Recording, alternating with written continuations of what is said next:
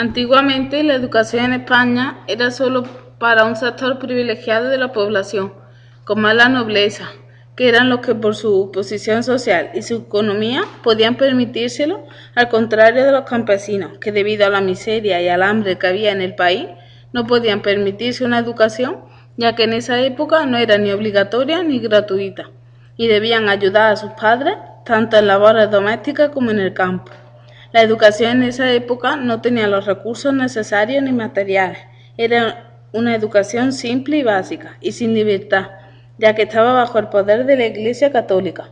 Pero gracias a la Segunda República se vio un poco de luz en el aspecto de la educación para dar paso a un sistema coeducativo, donde la intención era que todos llegásemos a ser iguales, que el niño fuese el centro de la enseñanza, el profesor pasara a ser un guía, y la libertad prevaleciera en la aula y en toda la sociedad.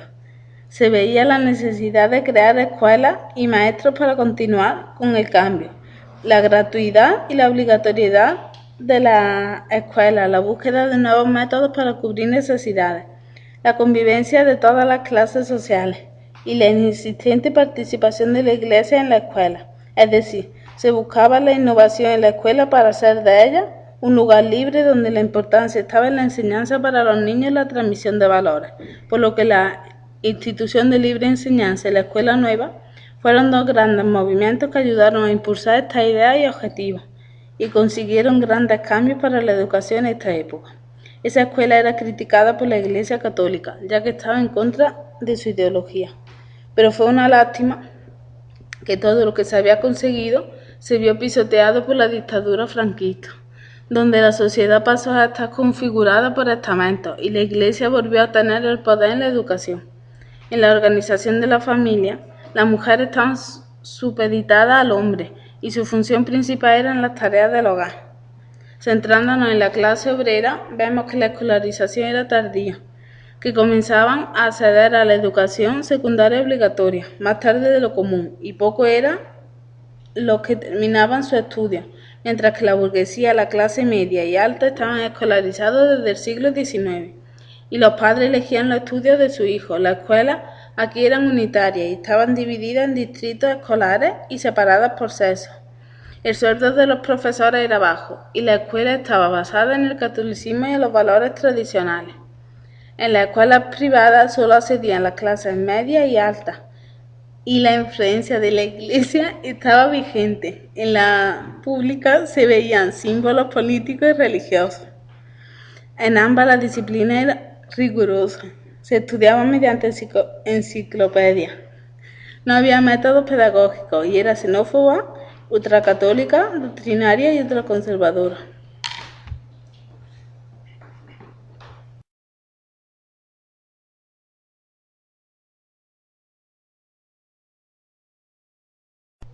Actualmente vivimos en una etapa de democracia, donde todos los niños tienen derecho y deber de ir a la escuela.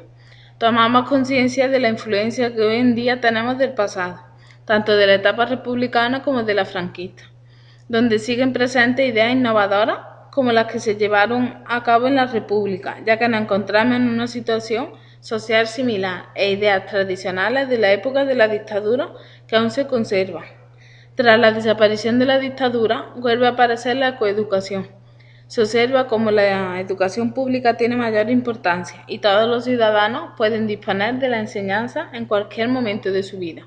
Vemos que actualmente las instituciones públicas son aconfesionales, no nos imponen ninguna religión ni ideología, pero sí es verdad que siguen habiendo centros donde se imparte la asignatura de religión e incluso instituciones públicas religiosas.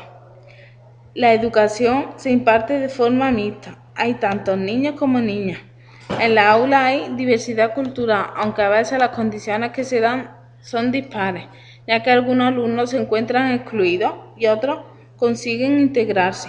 También se empieza a luchar en contra del racismo, la xenofobia, el rechazo a los demás, etc. La organización del aula en general sigue siendo tradicional, las mesas en hilera frente al profesor, y es este el que tiene el control del aula, el liderazgo, usando una metodología tradicional que se centra en la reproducción del libro de texto, sin tener en cuenta la participación del alumnado. fomentando un aprendizaje memorístico mediante exámenes como forma de evaluación. Los profesores intentan crear un ambiente de respeto hacia ellos, los cuales prefieren una clase en silencio, donde cada alumno deba centrarse en su tarea y no se fomenta la participación en la clase ni la interacción entre los alumnos. A pesar de esto, se ve una innovación en algunos profesores que intentan organizar la metodología de su clase de una forma más dinámica. Pero esto se está teniendo lugar desde unos pocos años atrás.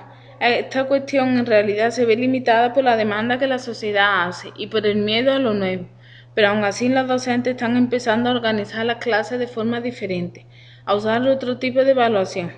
Otras actividades como el uso de las nuevas tecnologías, la informática, internet y otros recursos más innovadores como la visión de películas, cañones virtuales dentro del aula, además de fomentar las relaciones de los alumnos y la participación en la clase. Pero en realidad le falta formación e iniciativa para hacer de ello una realidad cotidiana y una forma habitual de impartir la enseñanza. Por otra parte, los alumnos tienen actividades fuera del horario escolar, como la práctica de algún tipo de deporte, tocar algún instrumento y el aprendizaje de algún idioma como ejemplo, los cuales ocupan el tiempo libre de los niños que les sirve para aprender cosas diferentes a los contenidos que se dan en la escuela y para que se diviertan con estas actividades y se relacionen con sus compañeros.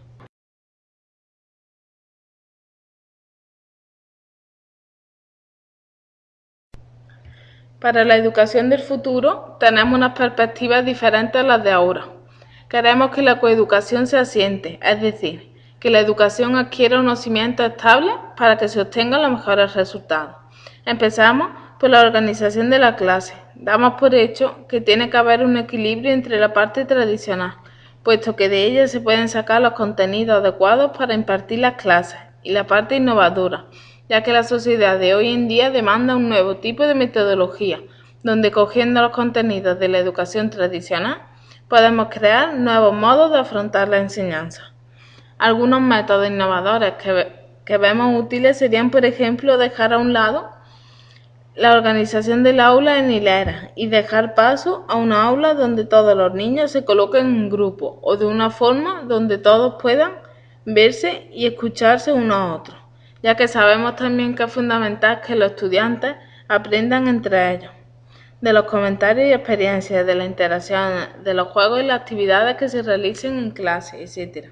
Otro método sería no usar los libros de texto, sino partir de las inquietudes de cada alumno, utilizar además de libros de la biblioteca, las nuevas tecnologías, enseñar pero no de forma tradicional, sino que la interacción entre los educandos y los educadores hagan un proceso de aprendizaje en conjunto. Con respecto a los valores que queremos que adquieran los niños en la actualidad, debería englobar la solidaridad, la colaboración, el esfuerzo como un factor clave para superarse a sí mismos, eliminando la competitividad. Los alumnos deben de satisfacer sus necesidades básicas gracias a los conocimientos del día a día.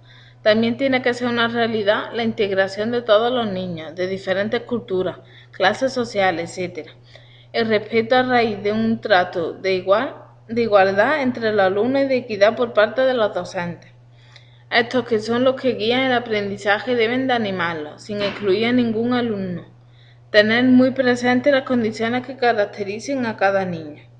La educación, por supuesto, debe ser pública, ya que el dinero no garantiza una educación de calidad. Privatizar la educación solo hará que retrocedamos en el tiempo. Esta no debe de tener barreras y ser una realidad para todos. ¿Cómo podemos innovar?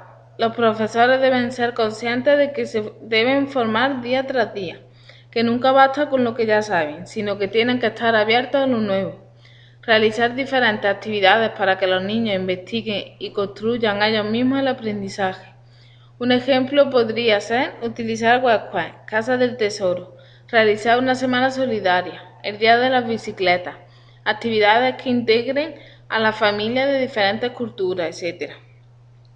En definitiva, queremos una escuela donde lo principal sea la equidad, para satisfacer las necesidades de cada alumno, donde la importancia real esté en el aprendizaje relevante de los alumnos, donde la enseñanza esté basada en el día a día y así el niño o niña pueda dar uso a lo que aprenda, donde los valores estén siempre presentes y donde todo formemos un modo de vida del cual no queramos desprendernos y estemos a gusto con nuestras características y condiciones, donde hagamos uso de la libertad y de las emociones para movernos y convivir juntos en esta bonita tarea de educar.